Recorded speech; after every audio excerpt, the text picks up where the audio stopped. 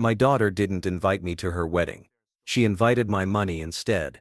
By the time the ivory envelopes arrived, she'd already hired lawyers to have me declared unfit, so she and her future in-laws could seize everything my late husband and I built. They thought I was just a tired old nurse in a squeaky seaside house.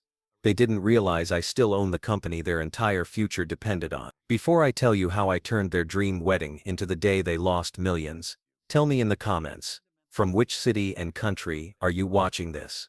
I love seeing where everyone is listening from around the world. And if you believe that age doesn't mean weakness, and that respect should never be optional, please tap like, subscribe, and hit that notification bell. Your support helps stories like this reach people who need the courage to stand up for themselves. Now, let me tell you how my own child tried to erase me, and how I erased her entitlement instead. My name is Margaret Cole, but everyone in our little town on the Maine coast calls me Maggie. I'm 68 years old, my knees complain when it rains, and my hands still smell faintly of hospital soap no matter how much I scrub. For most of my life, I was Nurse Maggie at the same small community hospital. The woman who sat with people at 3 in the morning when machines beeped too loudly and families were too tired to keep their eyes open. These days, my life is quieter. I wake up to gulls screaming over the harbor, drink coffee at my kitchen table that faces the water, then walk down to the pier and talk to whoever's fixing their boat that day. I grow tomatoes badly and hydrangeas very well. To the people who see me sweeping my little porch in my brown cardigan, I look like any other widow in a weather-beaten Maine town. That's exactly how I like it. The truth, what almost no one here knows, is that before my husband Tom died, we started a telehealth company in our garage. He was a software engineer. I was the tired nurse who knew exactly how many people missed appointments because they couldn't drive an hour to the hospital in a snowstorm. We built something that got bought out by a bigger healthcare company. Shares, options, and legal words made my eyes blur. When all the dust settled, my sleepy harbor house was paid off, and I had more money than I'd ever seen in my life. On paper, most of it sat in carefully managed accounts and a charitable foundation. Tom and I set up to support rural clinics. The rest paid for nothing fancier than a reliable Subaru and a new boiler. We had one child, our daughter Lily. She grew up chasing crabs in the tide pools and begging for pancakes. When she was a teenager, she stopped looking at the tide and started looking at glossy magazines. She hated the way the salt wind frizzed her hair. She resented the old sweaters, the hand-me-down furniture, and the way the house smelled faintly of fish and disinfectant. She wanted city lights, polished floors, and restaurants where you had to pronounce the food carefully. So as soon as she could, she left. First Boston for college, then New York for work. She visited less and less. When Tom died 8 years ago, she flew in for the funeral, cried hard, and left early because of a big presentation. I told myself that's how the world is now. People hustle, people move. We still talked birthdays, holidays, the occasional rushed Sunday call where I'd catch subway announcements in the background. She became a marketing director for some tech firm. She climbed quickly. Her social media is filled with rooftop bars, sleek apartments, and her in dresses that cost more than my entire closet. She looked happy, or at least she looked like she believed happiness was something you could frame and post. Then one day, she called with the bright, breathless voice I hadn't heard since she was a little girl. "Mom," she said, not even bothering with hello. "I'm engaged." It should have been the happiest moment of my life. But even then, there was a tiny sharp stone rolling around at the bottom of my stomach.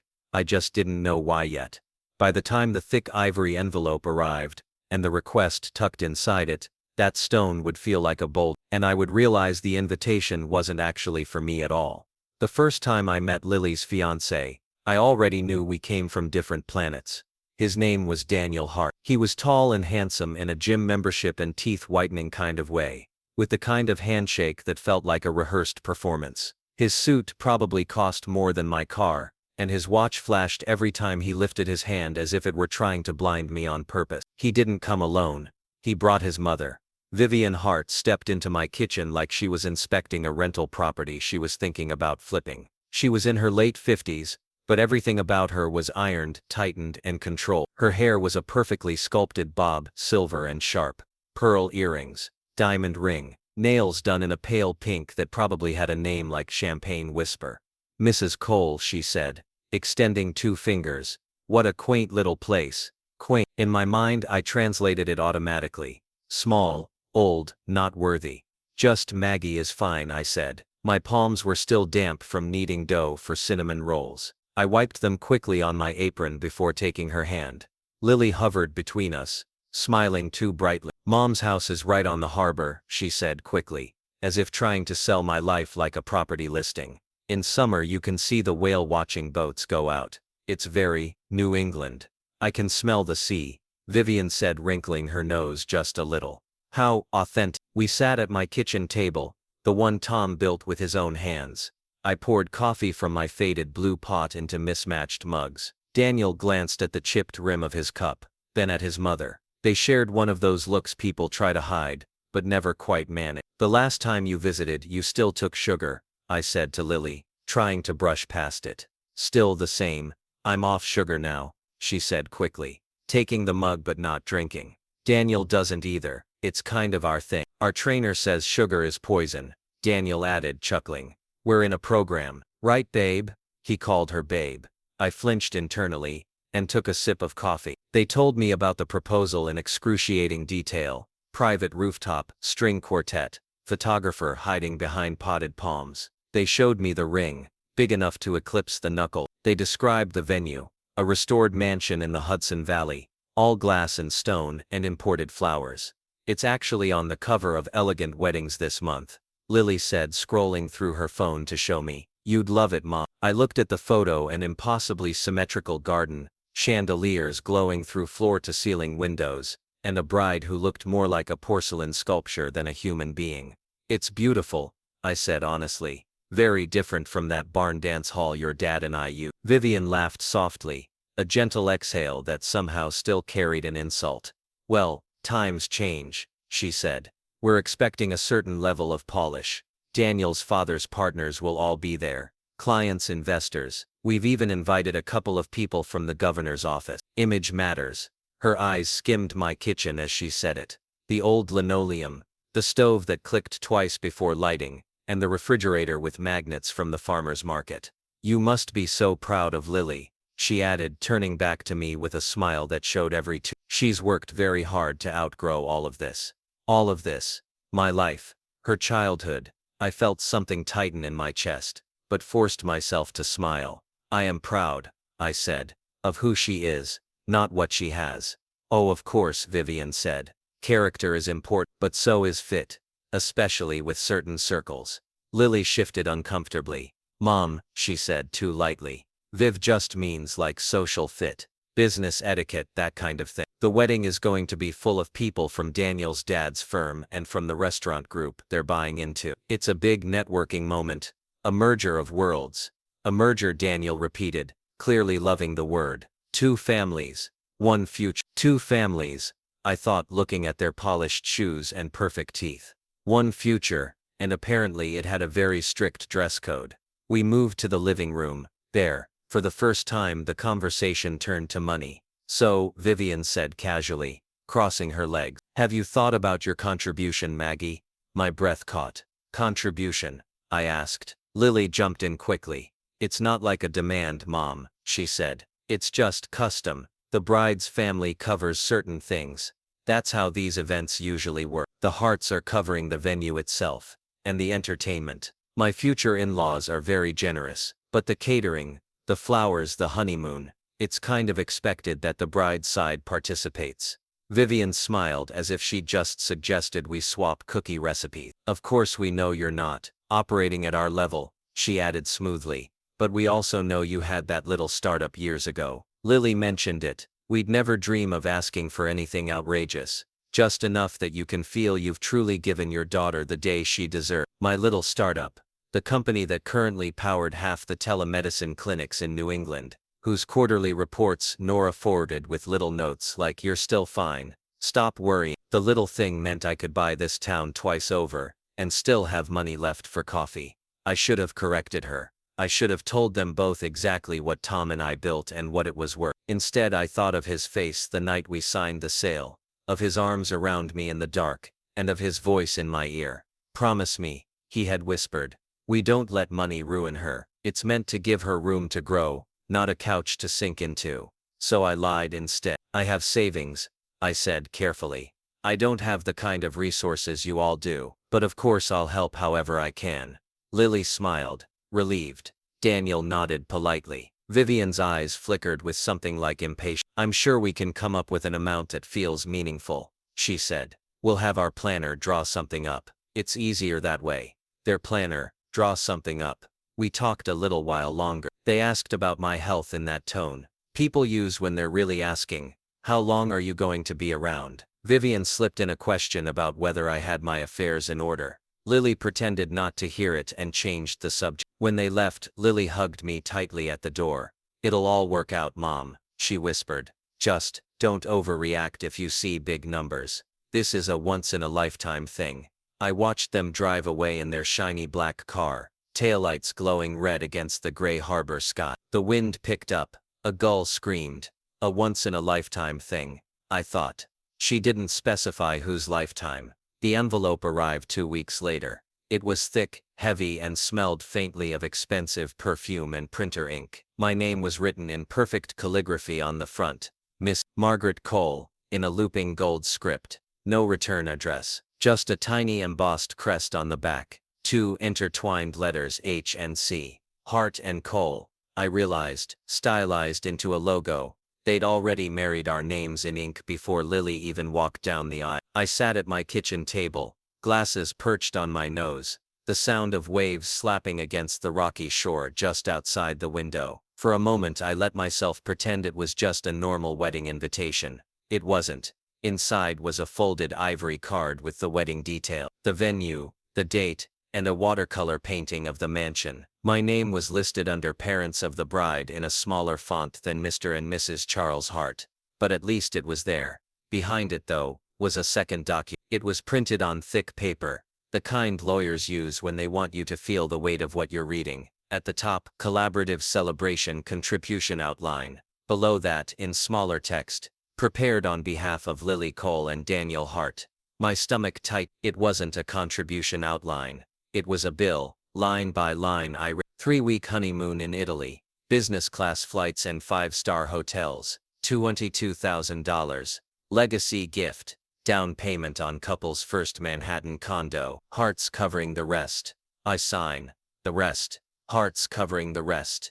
My ears rang. There was a note attached with a gold paperclip, written in Lily's handwriting, which had always leaned forward like it was rushing ahead of itself. Mom, don't panic when you see the numbers. This is completely normal at this level. Vivian says this is actually modest for our circles. She and Dad are paying for the venue, the photographer and extra security, so this is just the part that falls to my side. You always said you wanted me to have the things you never had. This is the moment where you can really show that. Be grateful you're able to help. Not everyone's parents can. Wire instructions on page 3. We'll need it by the 15th so we don't lose our vendors. Love, Lily. Be grateful you're able to help. I read that line 3 times. It wasn't a request. It was an order dressed up as gratitude.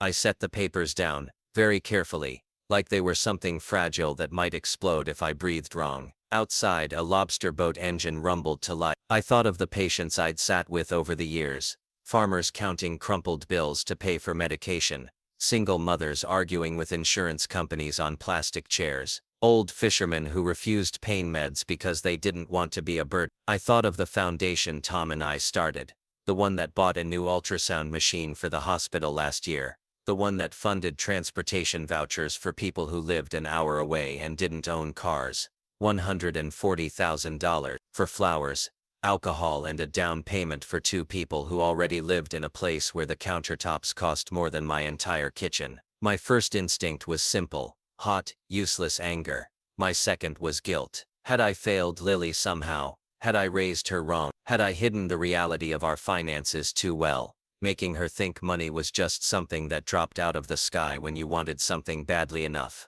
My third instinct was to pick up the phone and call Nora. Nora Patel had been our lawyer since Tom and I first filed the paperwork for the company. She was tiny, sharp, and had the patience of a boulder. When Tom died, she hugged me once hard and then sat me down at our kitchen table with a stack of folders. Here is what you own, she'd say. Here is what you owe. Here is what you want to do for Lily. Here is what you should not do, no matter how much she cries in 10 years. We will write it all down now, while your head is clear. We'd written a will that made sense at the time. We'd set up a foundation. We'd created something else too. Something Nora had insisted on, and Tom had nodded at. Brow furrowed. Kids who grow up with money often don't understand gravity, Nora had said, stirring sugar into her tea back then. We'll write in a little gravity. I called her now, hands shaking slightly as I dialed. She answered on the second ring. Maggie, I was just thinking I haven't seen a hospital bill with your name on it in months. You finally stopped adopting stray patients. I laughed weakly. I think I'm the stray patient this time, I said. Nora, I got something in the mail. Let me guess, she said dryly. An invitation with a price tag. I read the numbers to her. I heard her sharp inhale through the line. And that's just your share. So they say, I replied. There was a pause. Do you want my legal reaction or my human one? She asked. Both. As your lawyer, they can't compel you to pay a dime, she said. There is no legal obligation. This is social pressure weaponized. And as a human, Nora said flatly, I'd like to mail them a box of seaweed and a cease and desist. Despite myself, I smiled. But she continued, voice softening. What do you want to do, Maggie? I looked out the window. The tide was low. The rocks were slick and dark. A kid down the street was dragging a plastic sled across the gravel even though there was no snow yet. Just out of habit. I want my daughter to be happy, I said. I don't want to start a war over a party. But I can't reward this. You also, Nora said carefully, need to remember why we wrote things the way we did. I closed my eyes. I could see Tom's handwriting in my mind. Notes he'd scribbled in the margins of drafts. Phrases like only if responsible and no blank check. The conditions, I murmured. Exactly, Nora said. Maggie, it might be time to dust off that part of the will. I'd hoped, prayed, we'd never have to. At that moment, reading my own child's words telling me to be grateful, I could fund her performance. It was hard to ignore the truth. Tom and Nora had seen years ago. Lily hadn't just changed zip codes. She'd changed gravity. And when someone forgets how gravity works, there's only one way they remember. They fall. The call came on Monday. I was in the garden, kneeling in the dirt, coaxing stubborn carrots out of the ground. The landline rang inside. I wiped my hands on my jeans, walked in, and picked up on the third ring. Hello? I said. Are you insane? Lily's voice shrieked down the line before I could even sit. I glanced at the little red light on the recorder. Steady. On. Good morning to you too, I said calmly. Is this about the check? A check? She repeated, breathless. You call that a check? $500? What is wrong with you? I'm sorry it disappointed you, I said. It's what I'm able to give. You're lying, she snapped. Vivian showed me the old article about your sale. The valuations. You're sitting on a fortune and you sent me grocery money. I'm not obligated to fund your wedding, I said gently. There was a rustle and a muffled voice in the background. Then Vivian came on the line. Her words clipped.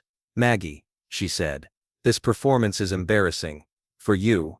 I'm sorry you feel that way, I replied. Enough, she said. You've made your priorities very clear. You'd rather spite your own daughter than see her taken care of.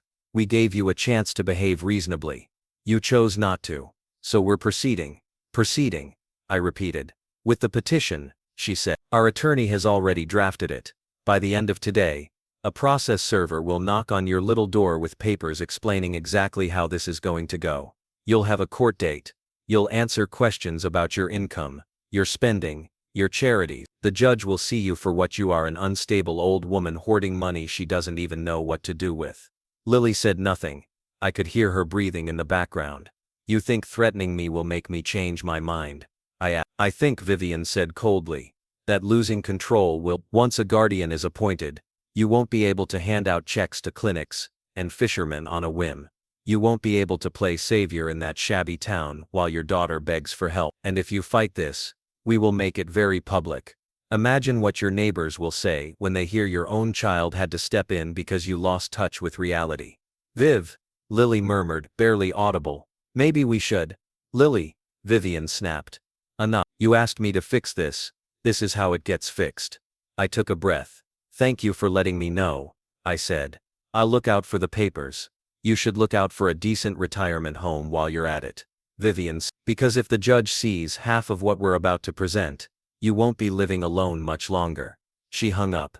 I stood in my kitchen, listening to the dial tone, the recorder still humming softly. The carrot dirt under my nails felt gritty. My heart was pounding, not with fear but with adrenaline. They were actually going to do it. Good, I thought. Now there would be no pretending, no half measures, no plausible deniability. 3 days later, the papers came, hand-delivered by a man who looked bored and apologetic. 2 weeks after that, we were in court. The probate court in Portland was smaller than I'd imagined. No towering ceilings, just low fluorescent lights, and scuffed wood benches.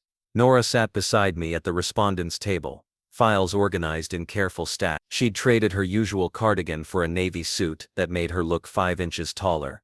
Across the aisle sat Lily, pale and wide-eyed, sandwiched between Daniel and Vivian. Their attorney, a polished man named Grayson, shuffled his own papers with theatrical vigor. The judge, a woman in her early 50s with short hair and tired eyes, read through the binder in front of her before looking up.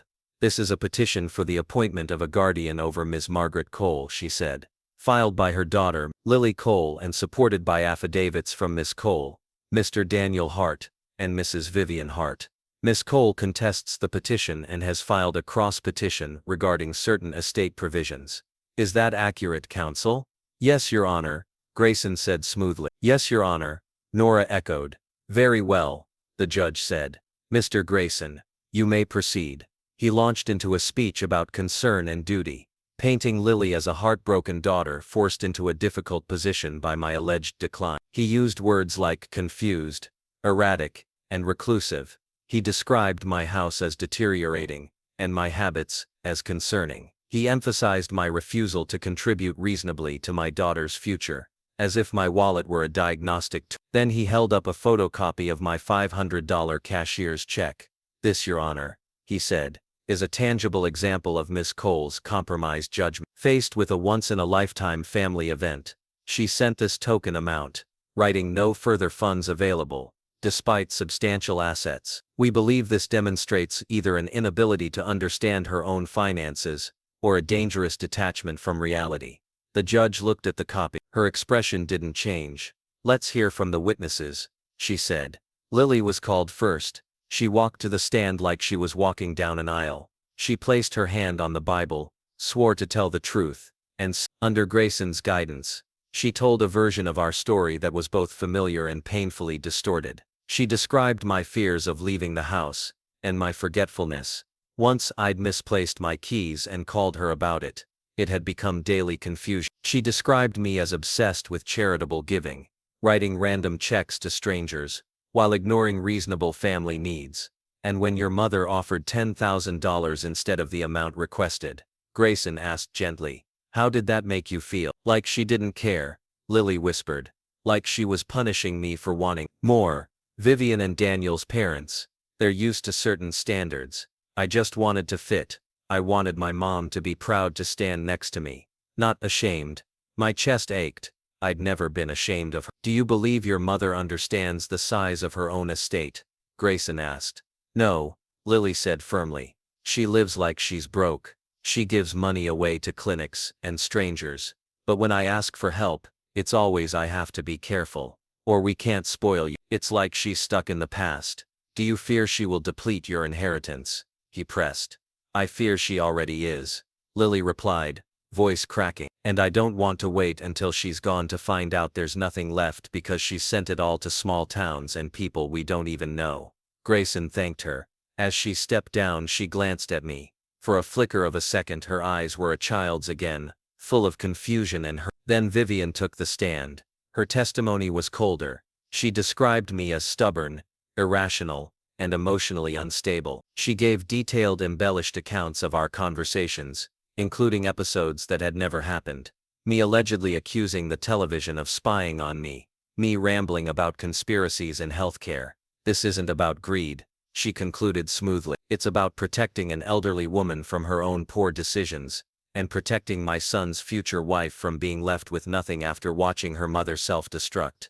Finally it was our turn. "Miss Cole," Nora said, standing, "would you please come to the stand?" My legs felt surprisingly steady as I walked. I swore to tell the truth, then sat and folded my hands. Nora smiled up at me. Miss Cole, she began, how long did you work as a nurse? 42 years. And in that time, did you handle medications, dosages, and medical charts? Every day, I said. Did anyone ever suggest you were confused, reckless, or incapable of understanding numbers? She asked. No, I said. If anything, they said I was too careful. Do you remember why you sold your company? She asked. I explained, in simple terms, how telehealth worked, why we'd built it, and how a larger organization could scale it faster than we could alone. You still own shares in that company, correct? Nora asked. Yes, my advisor sends me quarterly reports. Do you read them? She asked. Yes, I replied, and I ask questions when I don't understand something. She nodded, then picked up a document. Your Honor, this is the neuropsychological evaluation conducted last year. May I summarize? The judge nodded. Nora read key portions aloud, the ones stating that my memory, reasoning, and decision-making skills were all well above average for my age. She emphasized the conclusion, no cognitive impairment. She then played a short recording, my calm voice on the phone asking Vivian to explain why they thought they had a right to control my finances, followed by Vivian's threats about guardianship and nursing homes if I didn't pay. When the recording ended, the room was very quiet. Miss Cole, Nora said softly, why did you send the $500 check? Because I wanted there to be no confusion, I said.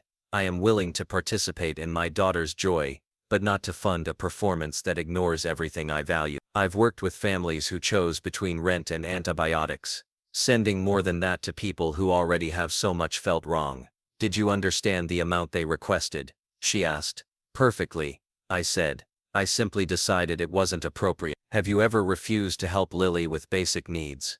Nora asked. No, I said. I paid for her education. I helped with her first apartment deposit. If she lost her job tomorrow, I'd make sure she had food and shelter. But a six-figure wedding is not a basic need. Nora let that sit for a moment. Your Honor, she said, turning to the judge, we believe the evidence shows that Miss Cole is not only competent, but currently being pressured and threatened by her daughter's future in-laws. In light of that, we move to deny the petition, and if the court is willing, hear our cross-petition regarding Miss Cole's estate provisions, which were set long before this wedding, and anticipated exactly this kind of scenario.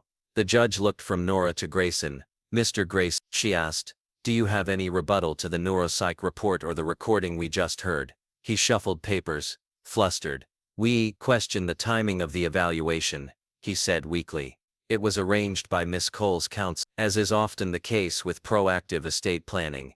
The judge replied, do you have any actual evidence of cognitive decline beyond subjective impressions and financial disagreement?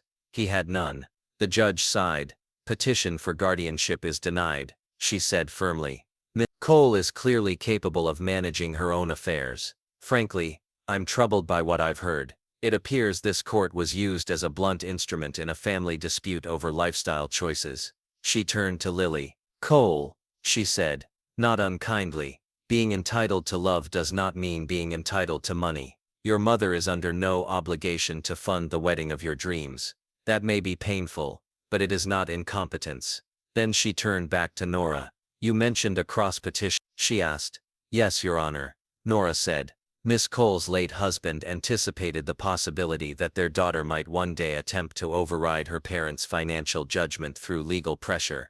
As a result, her access to the bulk of the estate is conditioned. Given the guardianship petition and the threats we just heard, we believe those conditions have been breached and that the estate should be redirected, as per the documents, to the charitable foundation instead. Grayson sputtered about ambush and changing the subject. The judge raised a hand. I'll review the documents, she said. We'll recess for 45 minutes. We sat. The courtroom emptied of strangers. Lily didn't look at me. Vivian stared straight ahead, lips pressed into a line. When the judge returned, her decision was swift. Having reviewed the will and the conditional provision, she said, I find that Miss Cole and her late husband clearly intended to prevent exactly this kind of coercion. By attempting to strip Miss Cole of her autonomy for refusing to pay a discretionary expense, the petitioners have demonstrated the entitlement and disregard that triggers the provision. She looked directly at Lily. As a result, she continued, the court recognizes the activation of that clause. Control of the majority of the estate, including the voting shares described in the trust, is hereby transferred to the Cole Rural Health Foundation, effective immediately. Ms. Cole may continue as chair. Lily Cole will continue to receive the modest stipend outlined, but will not have access to the principal in the future. Lily's mouth opened soundlessly. Vivian half rose from her seat. You can't do that, she burst out. That money was promised. Sit down, Miss Hart, the judge said sharply. Nothing was promised to you. The gavel came down. It was done. News travels slowly in a town like mine and fast in a circle like theirs.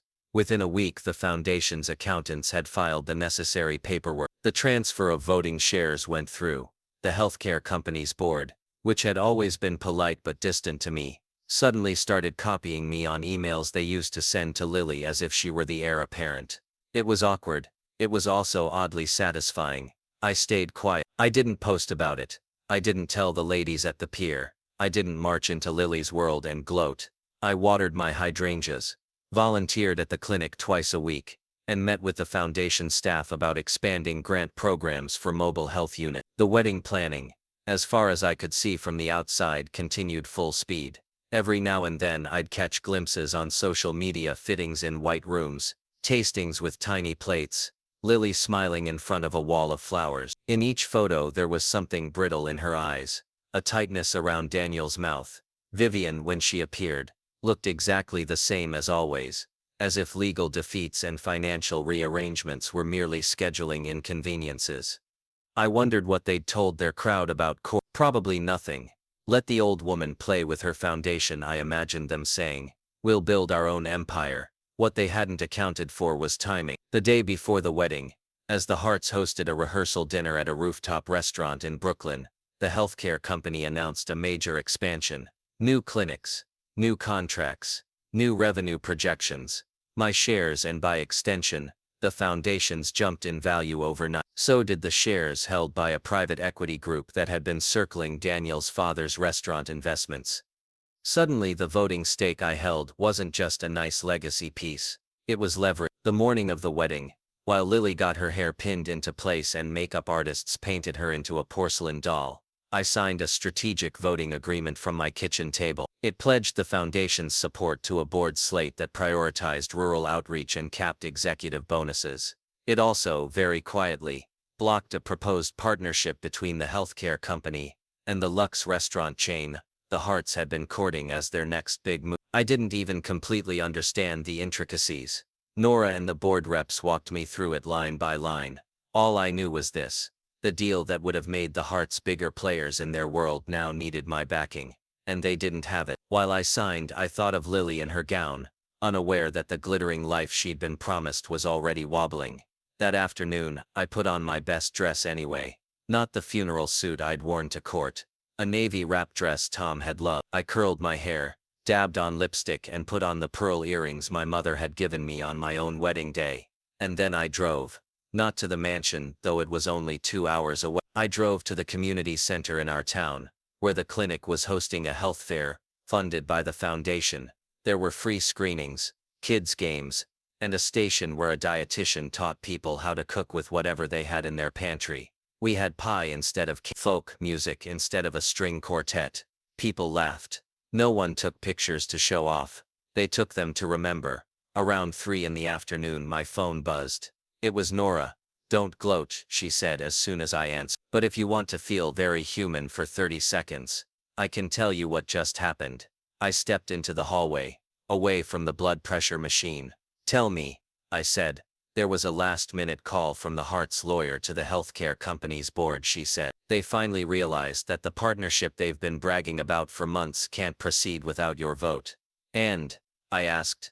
"And the board politely informed them that the foundation has chosen a different direction," she said. "One that doesn't involve wine bars with $30 appetizers." I pictured the scene, the manicured hands gripping phones, the tight smiles, the dawning realization that the poor nurse from Maine still held a lever they hadn't even seen. "What about Lily?" I asked. "She's still getting married," Nora said. "For now. The venue's paid.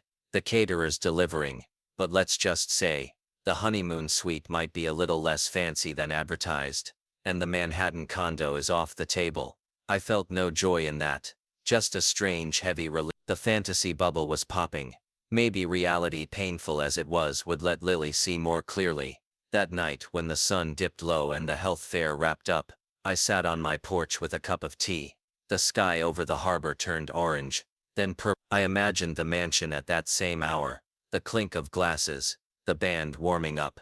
Somewhere, Lily was being announced as Mrs. Hart, walking into a room full of people who'd only ever seen the polished version of her life. Around 9, my phone rang again. This time it was Lily. For a second I thought she'd butt dialed me. The background noise was loud. Music, chatter and clattering dishes.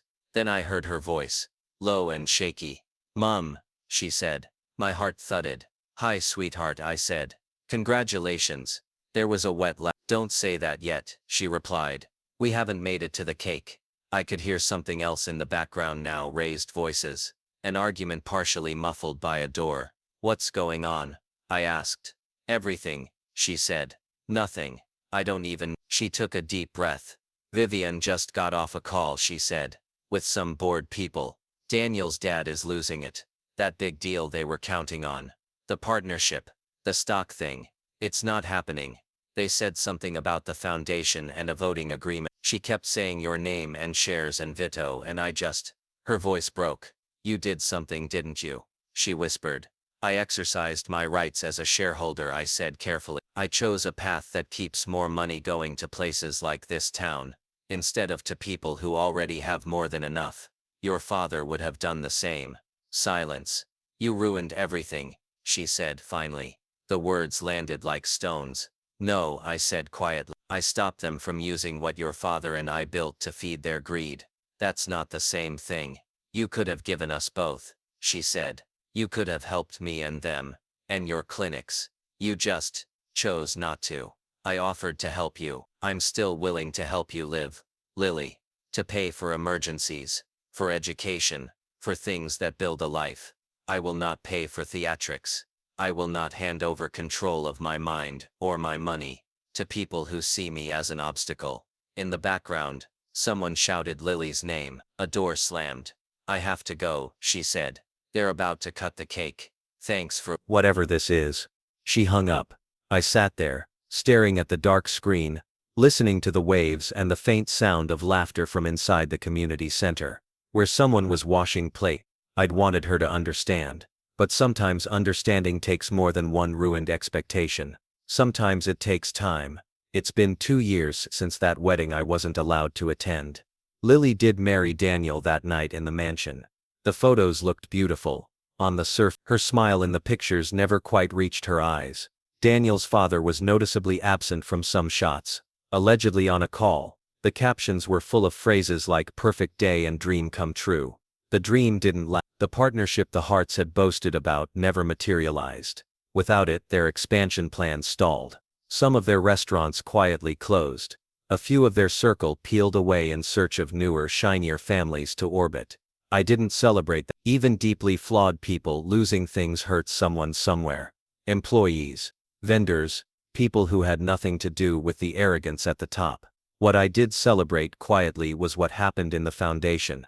With the redirected funds, we expanded our grants program. We bought a mobile clinic that now travels between 3 small towns every week. We funded scholarships for nursing students who promised to work in underserved areas after graduation. We upgraded equipment at the hospital where I'd spent most of my life. I stepped down from day-to-day board duties and took on an honorary role. The new director, a woman half my age with twice my energy, sends me updates every month. I read them at my kitchen table with coffee and sometimes tears. As for Lily and me, we're still a work in progress. For a while after court, she went almost entirely silent. A birthday text here, a holiday photo there. I answered politely, without pushing. Then 6 months after the wedding she called. Not to ask for money, to ask for a recipe. "Daniel wants to impress his boss," she said. "He remembered those baked clams you used to make. Do you still have that?" I read it to her over the phone, step by step. She wrote it down. We did not talk about court, or clauses, or guardianship. A few months later she called again. Not for a recipe this time, just to talk. It's weird, she said slowly that day. Being married to a family that measures everything in deals. There's always a pitch, a calculation. Sometimes I miss the way you just made soup. And listened. You know I still make soup, I said. And I still She didn't respond to that directly. But 12 months after the wedding, she came to visit on a gray, rainy weekend. Without Daniel, without Vivian, just a small suitcase, and tired eyes. She stood in my doorway like she had the day she left for college. Older, heavier with invisible luggage. Hi, she said. Hi, I replied. We made tea. We walked along the harbor in our raincoats, the wind slapping our faces. We talked about small things at first. Work, weather, movies. Eventually, inevitably we talked about the big thing lurking between us. I was so sure, she said, staring out at the water, that you'd cave. Maybe not at the first invoice but eventually. Vivian always said money reveals true priorities. I thought, if you didn't pay it meant you didn't choose. It meant I chose not to feed something I knew would devour you, I said. Entitlement doesn't stop at the first plate. It keeps eating. She was quiet. Did you always plan that clause? She asked. No, we planned for the possibility that money might twist things. We hoped we'd never use it. And when you did, she said, did it hurt? Yes, I answered honestly. I cried the night after court. Not because you lost the money, because I lost the illusion that you'd never do what you did. She wiped at her eyes with the back of her sleeve. I was so angry at you, she said. Still am, some days, but lately, I've been angrier at myself, that I didn't read anything. I signed whatever Vivian's lawyer put in front of me. I swore on paper that you were out of your mind when you were the only one with a mind in the room. I didn't rush to comfort her. Some realizations have to sting. What are you going to do about that? I asked. I don't know yet, she said. But I know this much. If I ever have kids, I don't want them to talk about me the way you heard Vivian talk about you. I don't want them to see me drag their grandparents to court for party money. She looked at me then. Really, is there any way back from what I did? She asked. Trust doesn't regrow overnight, I said. It's more like that rocky shore, waves, time, stubbornness, but the shore is still here. I haven't moved. She exhaled, a shaky sound. Can I come back sometimes? She asked, without asking for anything but soup. Yes, I said simply. That door is always open. The clause changed where the money goes. It didn't change where my love goes. We walked back to the house. I made chowder. She helped chop onions. She cried a little more. We didn't magically erase what happened, but we started to build something new on top of it. Something smaller maybe, but more honest. I still don't know what will happen with her marriage. That's her story to write, not mine. Sometimes I hear strain in her voice when she talks about dinners with investors and expectations. Sometimes I hear new steel too when she says no to things she would have accepted before. As for me, my life looks much the same on the outside. I still wake up to gulls and cough. I still volunteer. I still have an old cardigan that smells faintly of salt and antiseptic. But inside, something has shifted. I used to believe that being a good parent meant giving, and giving, and giving and giving until there was nothing left of you but a smile and a checkbook. Now I know better. Sometimes being a good parent means saying no, even when your child hates you for it, even when the world calls you cruel. Sometimes love looks less like writing a big check and more like drawing a hard line and letting people reveal who they really are. If you've listened this far, I want to ask you something. What would you have done in my place? Would you have paid the invoice and swallowed the disrespect to keep the peace? Or would you have taken the risk I did and let the chips fall where they may? Tell me in the comment. I read more of them than you think, sitting at my little kitchen table by the sea. And if this story made you think twice about who you owe and what you're worth, please like this video, subscribe, and turn on the notification bell, so you don't miss the next story about ordinary people refusing to be treated like wallets. Because getting older doesn't mean becoming powerless. Sometimes, it means finally picking up the pen and rewriting the ending.